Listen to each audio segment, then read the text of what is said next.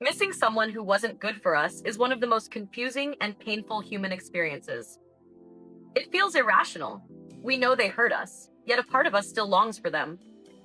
This emotional pull has deep psychological, biological, and social roots that go far beyond logic. From the moment we form our earliest attachments, our brains learn what closeness and love feel like.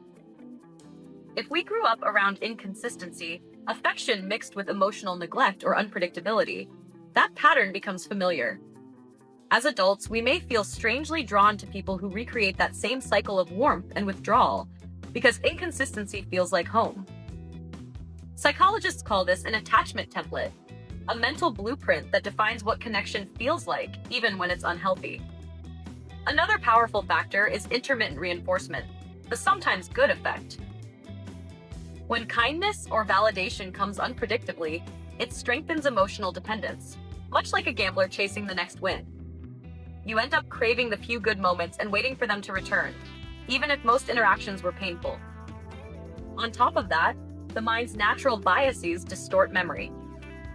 We tend to recall the joyful moments more vividly than the hurt, a phenomenon called rosy retrospection. Add cognitive dissonance. Our brains need to justify our investment, and we end up rewriting history to make the relationship seem better than it was. Beyond memory, identity plays a huge role. People we grow attached to often become part of who we are, our routines, our stories, our sense of meaning. Losing them feels like losing a part of ourselves, not just another person. Neurologically, the pain of that loss activates the same brain regions involved in physical withdrawal. Love, reward, and pain share overlapping neural circuits, meaning that missing someone literally triggers cravings similar to addiction. This is why emotional detachment can feel like withdrawal rather than relief. Sometimes, the bond is rooted in deeper wounds. When someone meets your emotional needs, for approval, safety, or belonging, only inconsistently, your brain latches onto them more strongly. This mix of affection and pain can create a trauma bond, where survival instincts interpret chaos as love. The result is a longing not just for the person, but for the unfinished need they represented. Then there are the everyday triggers, mutual friends, songs, places, or even social media posts that reignite the longing and reopen emotional wounds. Finally, fear plays its part.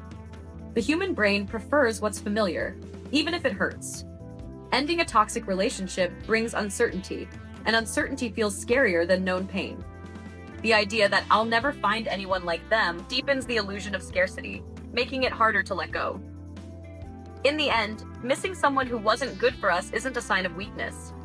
It's a reflection of how deeply we are wired for attachment, habit, and hope. Our brains remember the emotional highs more than the harms, and our hearts cling to the familiar even when it hurts. Healing begins not with guilt or denial, but with understanding.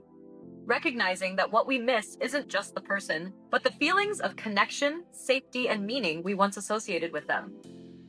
Once we see that clearly, we can start building those needs in healthier places, and finally let go of what was never meant to stay.